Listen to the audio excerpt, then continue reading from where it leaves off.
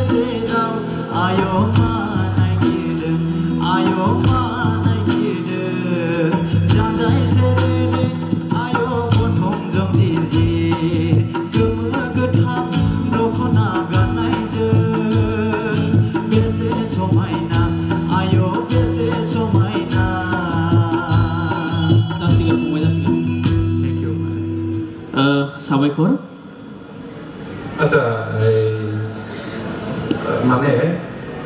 ताल फोकस होफांदों ना होफाङाखै तालखौ माबादों सार ओमफ्राय बे एसे रलिंखौ माबादोंमोन ना बे स्पिड जागोन बादि मोनदोंमोन आरो बे सोलायनाय गामिनिनो सासे सिंगार एसे स्पिड जागोन बादि मोनदोंमोन आरो जेबो नङा जेबो नङा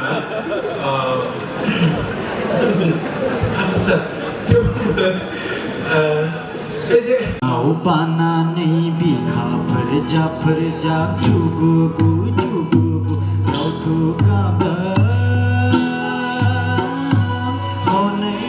आगै दुखारु दावथु गाबो दावथु गाबों आगै मैनागुरिनि सेवारि जुलि सना Basi basi, bawa basi basi, kisah jokela, faham angkat, nagai sona, faham angkat, faham angkat.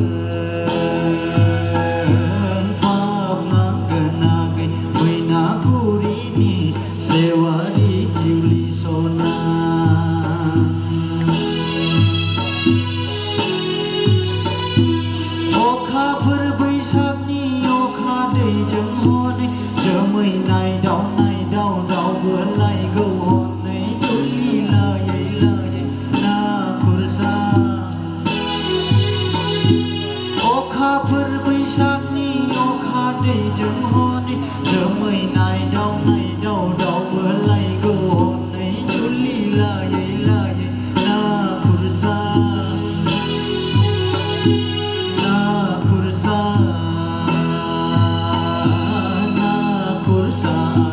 मैनागुरिनि सेवारि जुलि सना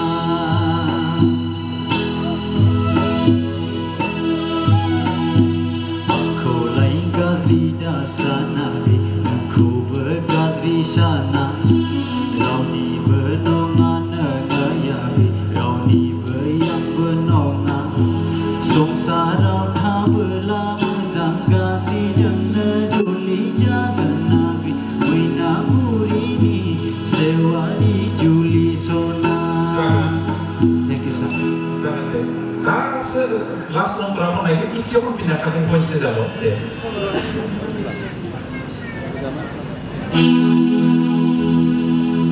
आंखौलाय गाज्रि दासानाखै नोंखौबो गाज्रि साना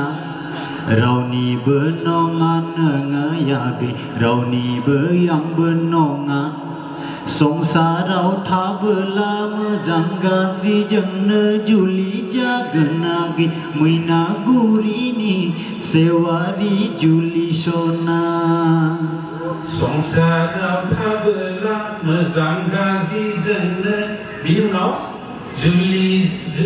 जुलि जागोनाखै सोलायदों खोमाना जुलि जागोनाखै मिथिला सार जानो हागौ सार जायखिजाया जोबोद मोजां खनदों दे थेंक इउ सार रेडिअ खनदों ना औ सार माबायदिखौ